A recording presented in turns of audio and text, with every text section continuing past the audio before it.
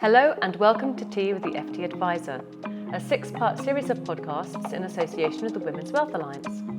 I'm Simone Kyriakou, editor of FT Advisor. And I'm Vanessa Barnes, chair of the Women's Wealth Alliance and founder of my own IFA firm, Hannay Wealth LLP. And our guest today is Gabby Beaumont, CEO of the 149 Group. Hello, Welcome. Thanks so much for having me. Lovely to see you both. So Gabby, let's go straight into it. As an acquirer of firms, what do you see when people come to sell their firms to you? What sort of are the demographic dynamics?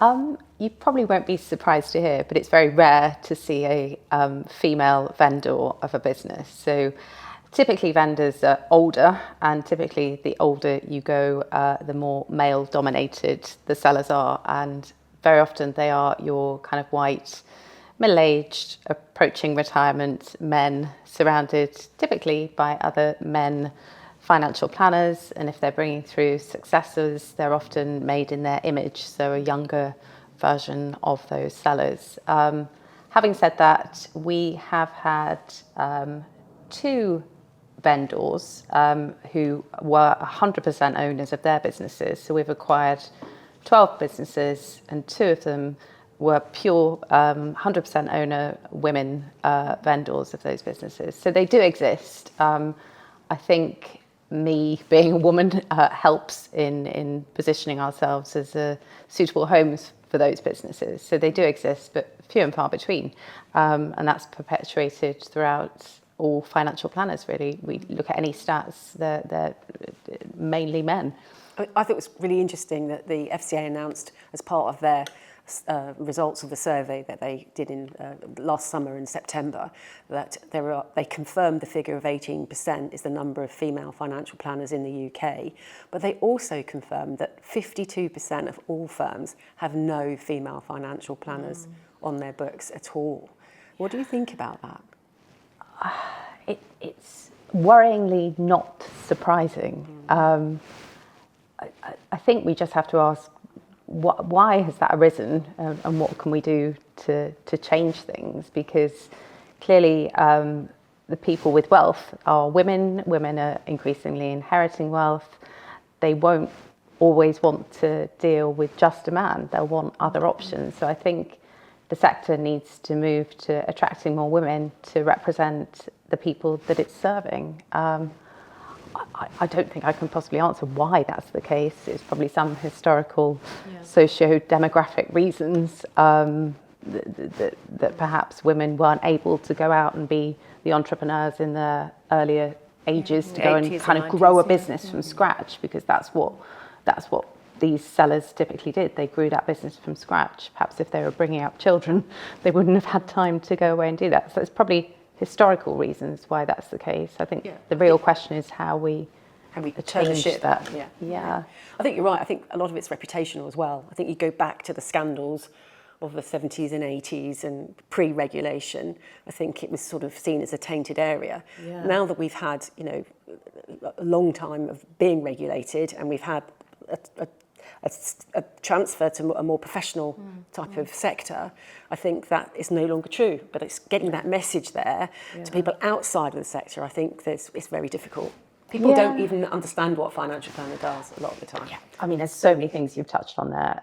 The first one is the professionalisation, which I do think has really picked up in the last kind of 15, 20 years of the sector. And it does still have a bit of an historic stigma of terrible salespeople, whereas it should be, in my mind, the most trusted profession. I don't call it an industry, trusted profession that exists, because I always argue with any vendor, with anyone that I speak to, it's the relationship between the financial planner and the client that's stronger than the relationship with the client and their accountant or their solicitor. It should be, if the financial planner is doing their best job, the financial planner they go to when anything happens in their life in the first instance. And that financial planner should be the coordinator of their life and kind of dip into the accountant and the solicitor. So I think it should be the most trusted, exciting profession that exists if it's being done well. And I do think that's shifted a lot and will continue to do so. As to people knowing it exists, that's something I say all the time. No one knows it exists. And I trace this back to its origins and the fact that it's still so many disparate little businesses and not enough bigger businesses that can go and promote the sector to the next generation coming in. And I always liken it to where I started, which was in a big four professional services firm. Everyone at university knows there's the Magic Circle law firms, the big four professional services firms. Nobody knows about this sector existing. And if I'd have known, maybe I would have been a financial planner rather than a chartered accountant, because I love people and I'm so nosy. And what better way to work with people and help them in their lives than be a really good financial planner? So we have to educate the world about this sector existing, and that probably needs to start with the universities in the first instance. Yeah, sure. But to have the budget to do that is, again, the killer question. Who does that education? I think it's about leadership, isn't it? That's the problem. I mean, we've evolved very quickly. I think that's one of the problems. And historically, roughly from the last, again, from the information survey from the FCA, about half. So there's 1 trillion assets under advice in the UK. Half of that is amongst small firms and half amongst large firms. And the problem is for the small firms, they're already fighting fire. They already wear 4 or 5 hats. Yeah. So then to ask them to put another one of being out there and messaging to the exactly. Now, we also know that many of those people are pillars within their community. Yeah. So one of the things we've talked before on another episode, we are producing a female-focused careers guide for personal finance. So it's looking at all the different roles and how you can get into them, what kind of transferable skills you need, all that kind of thing. And we're asking a lot of firms to come up and network out our careers guide, but outside of just the personal finance community they're in, but to the wider part of the Put sector. It on their websites. Exactly. Put it in their websites, show that they know that there's a lack and that they want to be part of the turning that ship around. And I think there's things we can do there that I think are almost frictionless, that will help make more people aware of what we actually do. But we're the only profession that doesn't take instruction. Everybody else does, but we don't. And that's why I think the point you made about trust is so huge. And also the reason why it makes it such an interesting job. Yeah. That you're forming relationships with people, aren't you? Yeah, I think you're quite right. It is quite different. And back to the cascading and the education piece, I think if you, as part of the Women's Wealth Alliance, produce some basic collateral and disseminate that to all the women within your network, they could quite easily take that into local schools. And I mean, I think about going into my daughter's school to talk about what I do, and I think, oh God, I'd have to come up with something and a story. If someone's done that for me, it is frictionless, like you say. It's going to be out there, and the FT Advisor are going to help with distribution of that. And we've got videos of women talking about their actual job and what they do and why they like it and why they love it, and trying to make it more animated and so on. So I think the more people we speak to and the more people get it out there, we hope that will actually attract more people in. And there are other organisations. GAIN is a charity that looks at girls are investors, and it's about the asset management side of things and how they go into schools. They have competitions about how you pick stock and giving people an awareness of what that job actually is and the fact that there are women already working in it. And I think the more of that kind of networking we do, the more that we'll engage the next generation of women and want to do something in this area. I think you're quite right. And even schools, back to schools again, they perpetuate the idea that there's a surgeon who's a mother, or there's a barrister, and they are actively invited in by the schools to participate in the careers day. Yeah. I've not been. I don't know. I'll say there's a hint. Maybe they don't know. But we need to make it more accessible, more understandable, more tangible. So anything you can do to support that, I think people would latch onto it and do it. Well, I think the phrase I hear the most is how people fell into personal finance. Either because some other family member or a neighbour or something like that, or a bit of work experience, and all of a sudden, but people don't grow up wanting to be financial planners. No, but, you'll never meet one of those. No, exactly. But I think if you start breaking down what the job actually is, and the role, and also what it means you do Yeah. and what skills you use. Yeah. It's about listening, and it's Yeah. about helping, and it's about communication, it's about interpretation, all of those things. Yeah. I think people then start to become more engaged with it. They don't think it's just about finance. No. Or a spreadsheet. Yeah. No, that's the 5% at the end. I mean, it's not. I had this discussion this morning. I was interviewing a potential HR manager, and she'd not worked in financial services before. She'd worked in the charity sector, and she said, well, is the culture kind of cutthroat finance? I said, no, it's really not. There's no pinstripe suits and people saying buy and sell. It's not that at all. This is it was quite strange stressing to someone what a people business it was. And I always say this, it's about the relationship between the client and the planner. That's all about personal relations, emotional intelligence. Yeah. Yes, the financial backing is, financial understanding is a hygiene fact. You need that. But if you're going to be successful, the biggest skills you need are those interpersonal skills.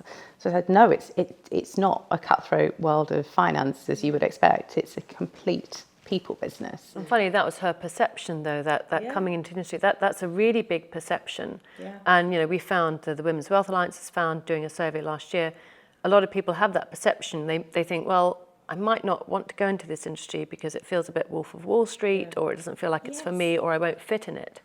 And that's really upsetting because there is an advice gap, and we need more advisors to fill the advice gap.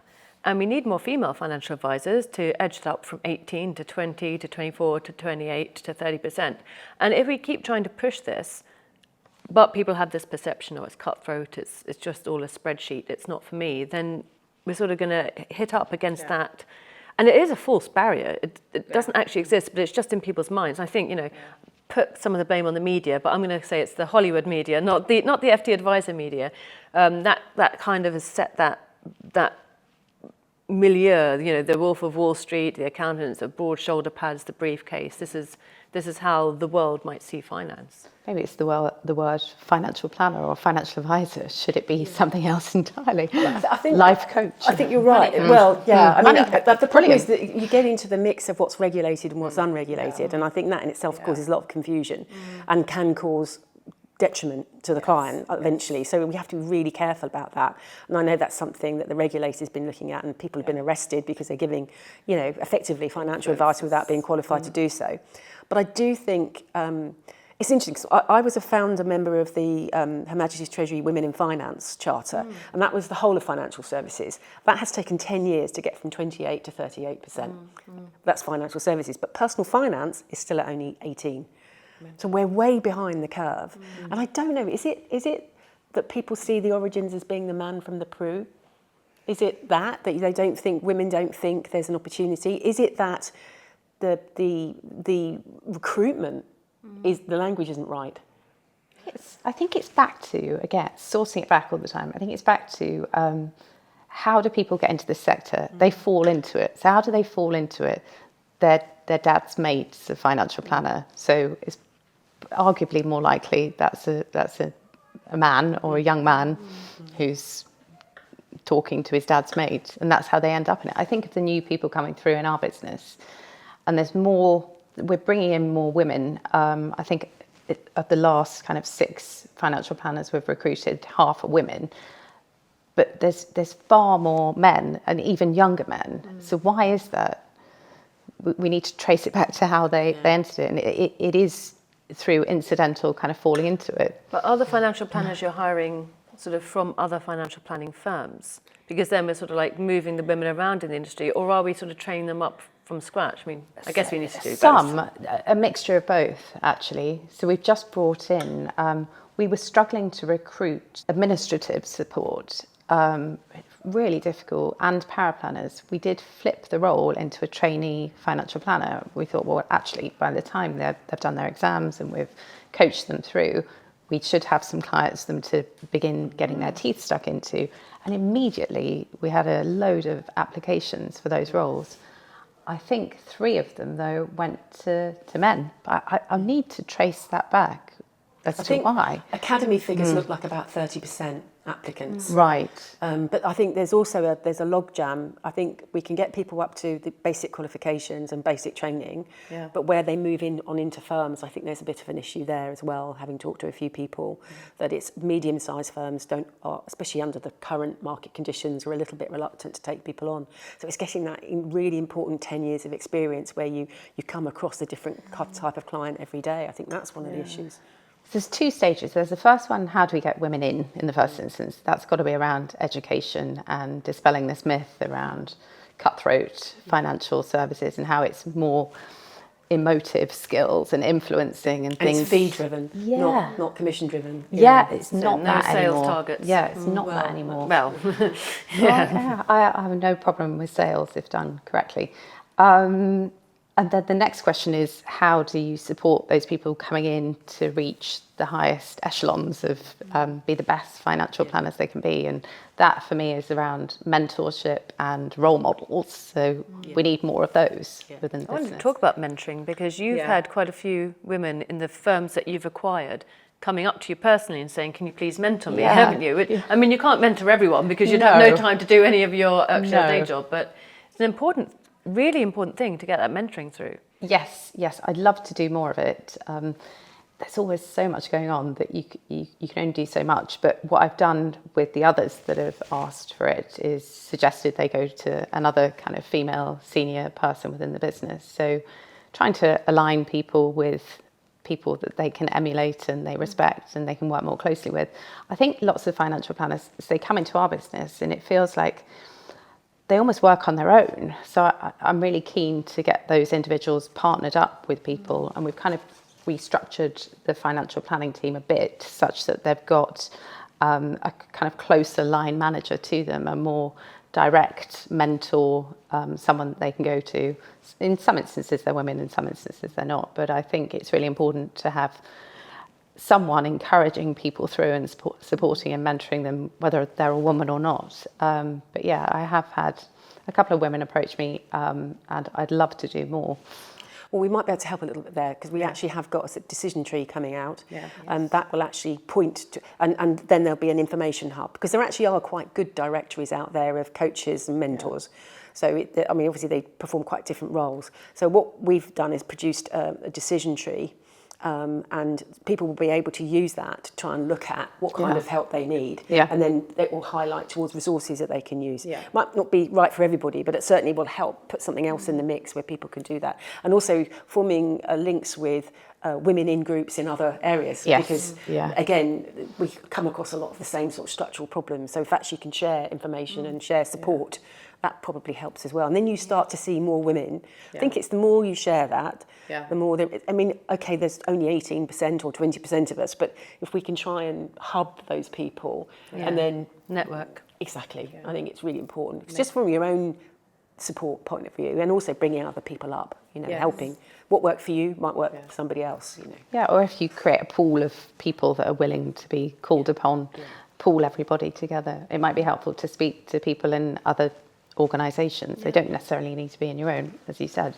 Again, this lady who I do mentor, I just really encouraged her, but she did it all of her own volition, to go out and network herself, and she's found her own women's groups in the Northwest that she's really ingratiated herself with, and their accountants and solicitors, and made loads of professional connections just by taking a bit of a risk.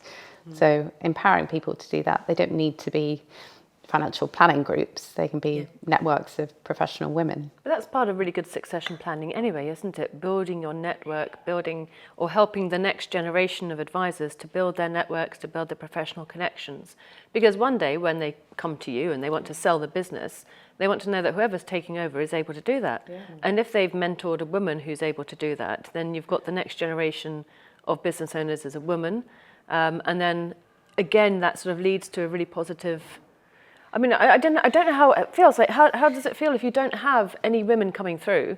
Then, as an acquirer, is that really a sustainable business? Just to have I think it'd definitely be less attractive to another financial investor. So there's all these private equity-backed businesses. There were 40 last year. There's 49 this year. At some point, they'll all want to sell. Their current investors will want to sell them onto a bigger financial investor, and I'm sure if that business has got a higher percentage of women, it will be more attractive because it does represent the people that we're looking after. So there is a financial reason to do it as well as a social, economic reason to do it. 67% of women change financial advisor within a year of bereavement, and it rises to nearly 80% after 2 years. So you've got a ticking time bomb if you've got just a cohort full of men. Yeah, exactly. And if all of your client bank is sort of men of a certain age, then eventually they will sort of shuffle off this mortal coil. And then if 67% of their spouses or partners change financial advisor, you've lost 67% of your revenue. Yeah, it's a huge financial risk. It's a big threat. I mean, at the moment we have 1 trillion of assets under advice. In the next 20 years, the figures vary between who's looking at the survey, but it's estimated between 5 and 7 trillion will move from men to women. So 5 times the total amount of money currently under advice. So if you haven't got women in your firm, you don't look like you would appeal to a female investor. It's diversity of thought. It's all these things. Why wouldn't you want to be doing that? And this is a relationship business, right? So we have relationships with every single person. You'll have relationships with your BDMs, you'll have relationships with your colleagues, you'll have relationships with solicitors, professional accountants, clients, but you've got to kind of be able to maintain that and then to grow it. And if you're not being able to extend those relationships to, if you're a man and you're not able to extend those relationships to female clients or to female colleagues or female professionals, then you're limiting your own sphere of influence and your own sphere of expertise, but you're also potentially going to put yourself at a disadvantage because the clients, the people that keep you in business, will go somewhere else where they feel that there's a more of a relationship developing and building. So it's a difficult situation, that particular element there, I think. Yeah. So what about that middle sort of bracket though as well for women? You know, is there a sort of a ceiling or a barrier? You know, how do we sort of get people from the middle right up to the top? I mean, there's not infinite kind of senior leadership roles. Clearly, that's one route you can take. And I've talked about the vendor who moved into group sales director, which is a leadership role. It's incredibly important.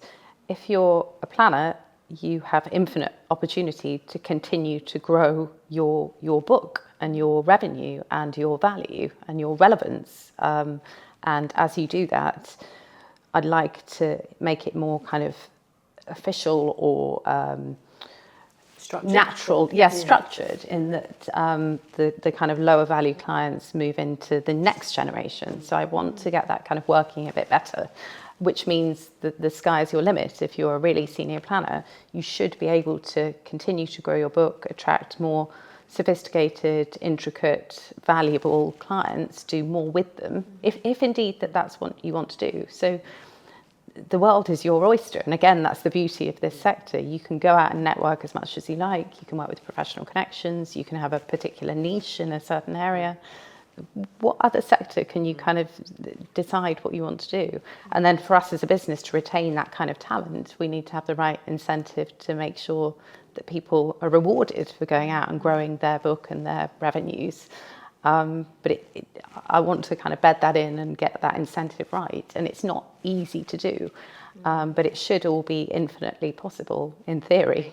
So obviously a financial incentive is like probably paramount, but also we need flexibility and we need to have an environment that feels supportive to enable us to take those next stages on our career journey. Because if we feel that we can operate at this level, it feels comfortable, we're okay here, we've got flexibility now, but the next stage up, probably less so.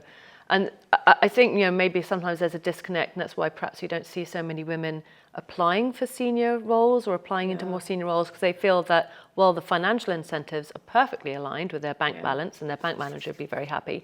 The lifestyle, perhaps incentives are less structured or less formalized or perhaps less appealing.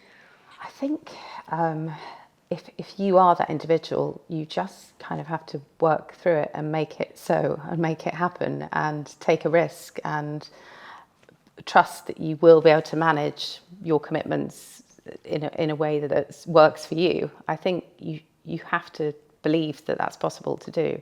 And then you have to work in an organisation that you know will be supportive of that. For me, we have this conversation with vendors all the time that are selling their business. They've never had an employment contract in their lives, and they're all of a sudden having to sign an employment contract.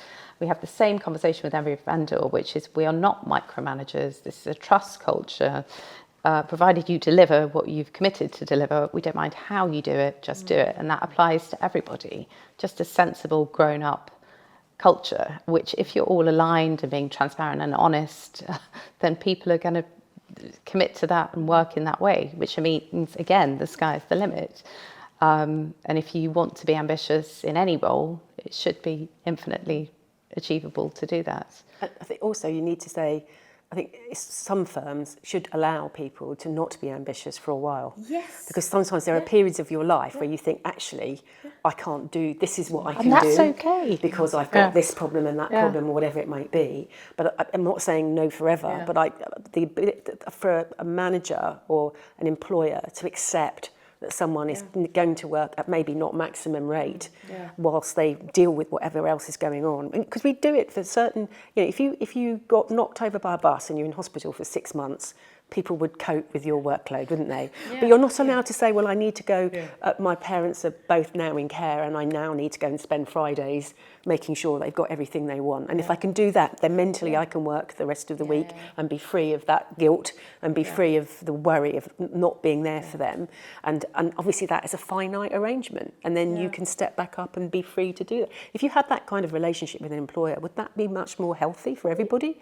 Yeah, I'd like to think we do. So we had, it wasn't a woman actually, it was a man. So his wife couldn't go to less than 5 days a week. So he approached us. He's a really good financial planner. He's actually inheriting the brilliant clients from that formidable lady who's the group sales director. And he asked to go to 4 days a week. I was so surprised. He was so, and I shouldn't be surprised, but he was doing it so he could look after the child for 1 day a week. So we have the agility to do that. And yes, if you're a woman, it's probably more relevant, but it's proven to be relevant to a man as well. Well, as I said before, rising tide lifts all boats. Yeah. If you make things fair for everyone, then it's fair for everyone. Yeah, totally. I mean, I had reservations about taking on my role 3 years ago, and it wasn't, can I do it? It was, how am I going to manage this? Because I know it's going to be more work. And I've got a 7-year-old. She was 4 back then. And I travelled between Bath and London. I'm constantly on the move. How am I going to fit in an even bigger job than the one I had? You just kind of get on with it.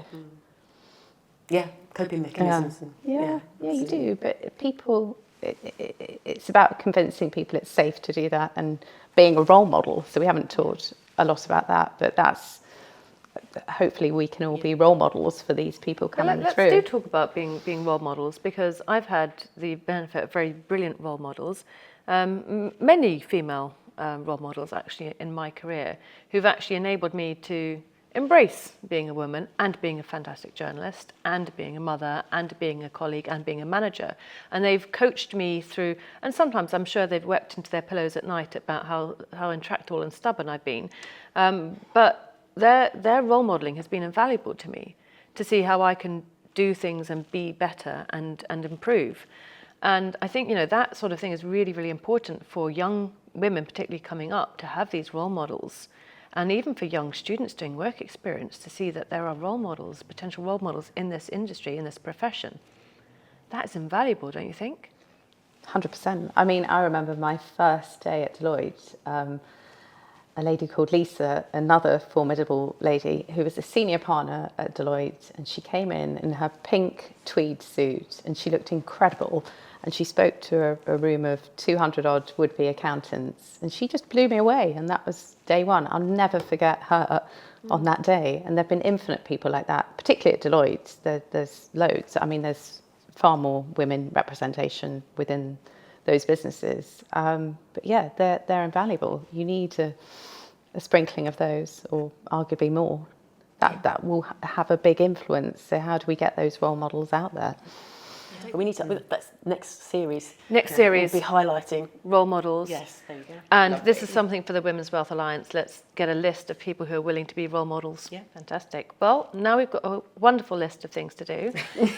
And you will be able to help us. You'll be able to help us with your lists of things that we can do as well. And if you do want to be a mentor or a role model, please do contact us. But for now, I'm afraid that's all that we've got time for on the podcast. So thank you very much, Gabby. Thank you. Thank you so much for having me. No, it's been a pleasure. Great.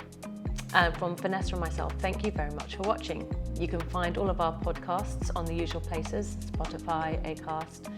And for more information on the Women's Wealth Alliance, please do visit the Consumer Duty Alliance website. Until next time, take care. Thank you.